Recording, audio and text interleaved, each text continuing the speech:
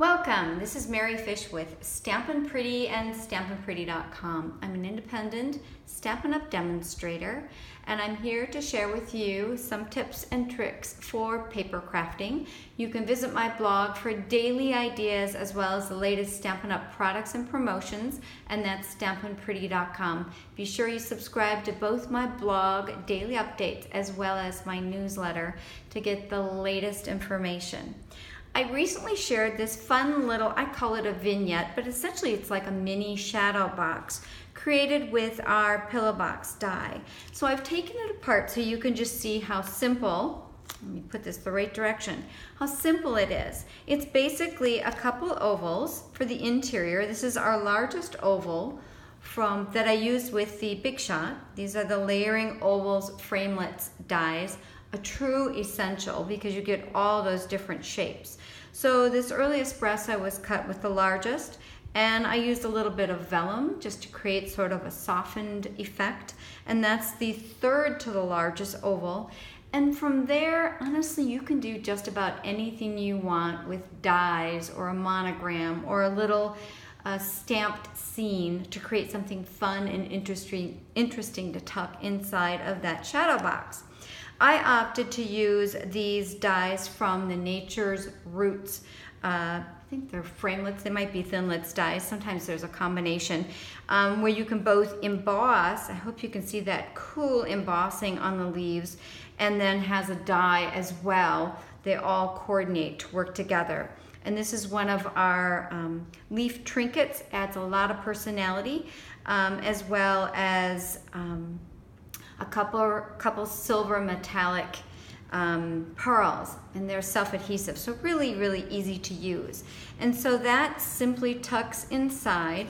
I should also add that I used oodles of Stampin' Dimensionals and mini Stampin' Dimensionals to adhere these and give different layers of height. I think that makes for a much more interesting little shadow box. I'm going to tuck this inside. I've got adhesive and I've opened and closed this a number of times, so it's a little trickier. And then I will just, when I get a chance, I will center that from within and then adhere it so it stays in place. There we go. That should be close. And then you would just close the top, and I used some tear tape for both the side seam as well as the tops, because this isn't really designed to be opened and closed. It's really more a pretty little something something. I love the idea of adding them to a place setting. I just think it would look rich and pretty and interesting. So I wanted to share with you just how simple it is to work with this little pillow box. It comes ready to go, where you would just go like this and you'd fold the ends in and you could adhere them on both ends and you're good to go, okay? Super cool, but that doesn't really allow me to cut just one side. So all you need to do is reach inside or look inside, and you'll see the seam on one side, and I just very gently worked with my finger to slide it up. Nothing's going to show, so don't worry, but go slow. You know, you might get a little extra something that you can just peel off and no one will ever know.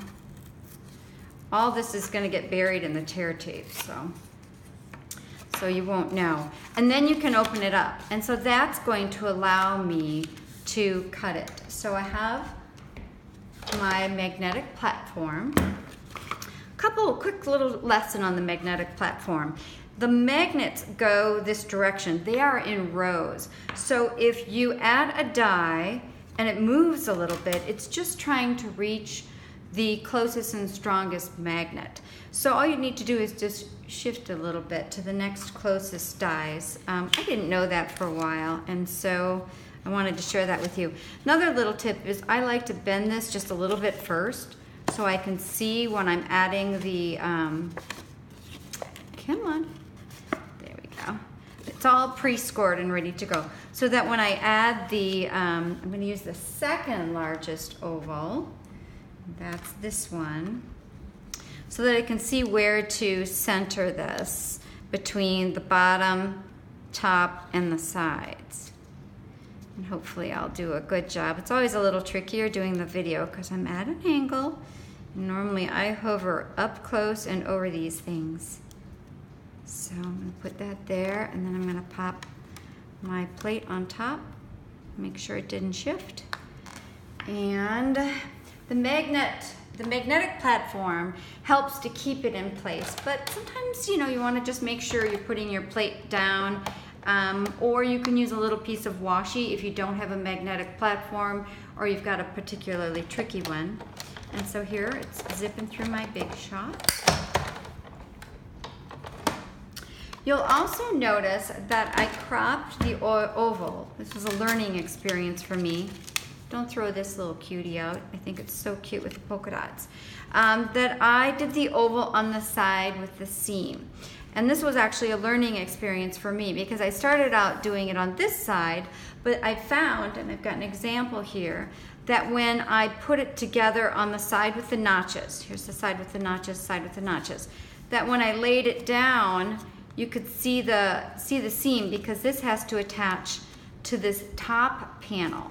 Okay, when I use my tear tape again. So I have learned my lesson. If you forget and you do it this way, all you have to do is just trim a little bit of this off, which honestly is what I did with this one. I just trimmed a little bit of that seam, this part off, and I was just fine. There was still plenty of room to use my tear tape. But that's something that I learned in my experience.